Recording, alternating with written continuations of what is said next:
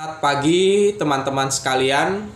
Pada kesempatan ini kita akan membahas seorang filsuf Perancis yaitu Michel Foucault. Filsuf Michel Foucault dianggap sebagai seorang pemikir abad ke-20 atau kontemporer ya. Foucault memiliki karya pemikiran tentang filsafat, sejarah, kemudian sosiologi, psikologi, dan teori politik. Pemikiran Foucault yang terkenal adalah berbicara mengenai power and knowledge, kekuasaan dan pengetahuan.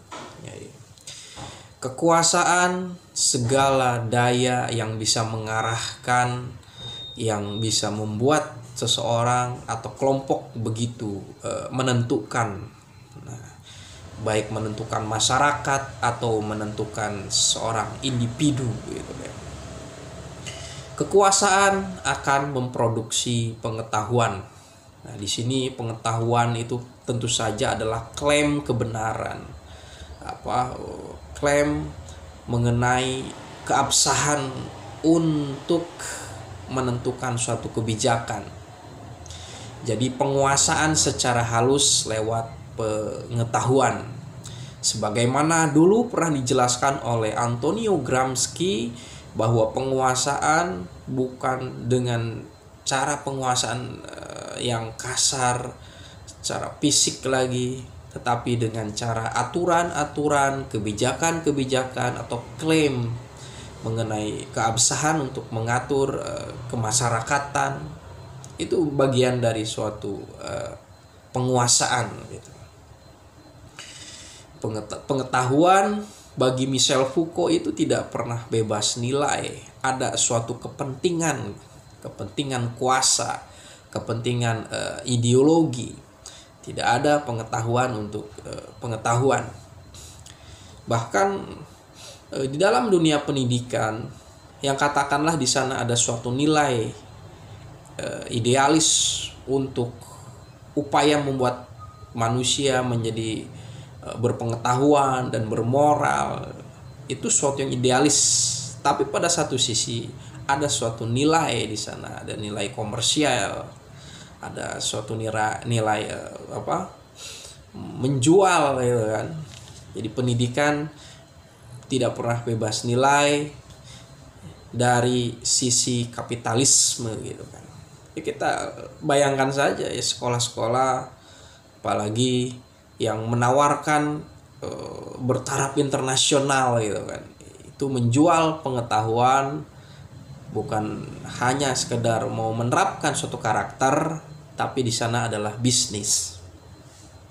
Ya tentu saja di sini pengetahuan menjadi penentu kekuasaan, penentu jalannya ekonomi gitu.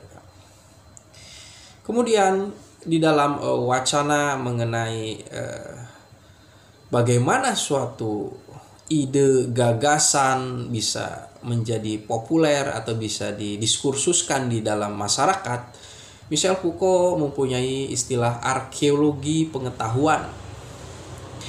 Bagaimana gagasan dan wacana muncul, berkembang dan bertransformasi gitu kan.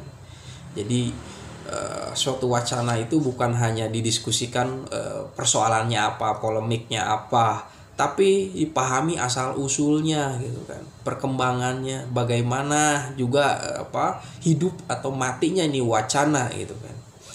Ya selama yang namanya wacana itu terkait dengan esensi dasar kebutuhan manusia, dia akan terus ada sepanjang zaman.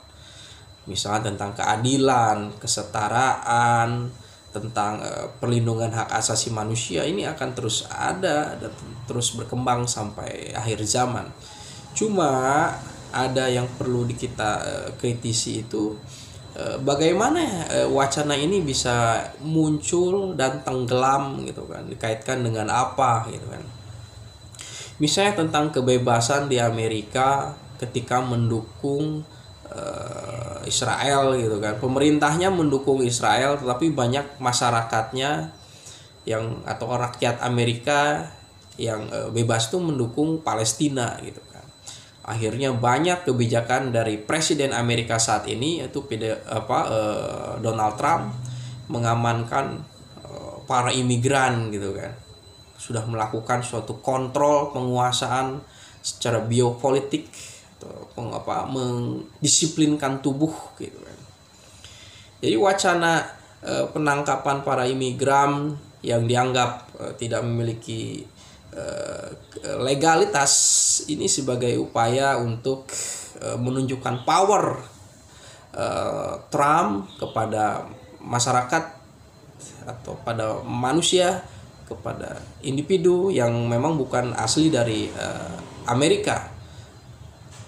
Intinya adalah mereka dianggap sebagai orang yang bukan Amerika gitu kan. Intinya Trump ingin memainkan suatu isu untuk penguasaan di dalam negeri. Setelah arkeologi pengetahuan atau bagaimana gagasan wacana itu muncul, tentu saja itu kita akan bahas tentang genealogi. Nah, genealogi ini adalah asal-usul evolusi konsep relasi kekuasaan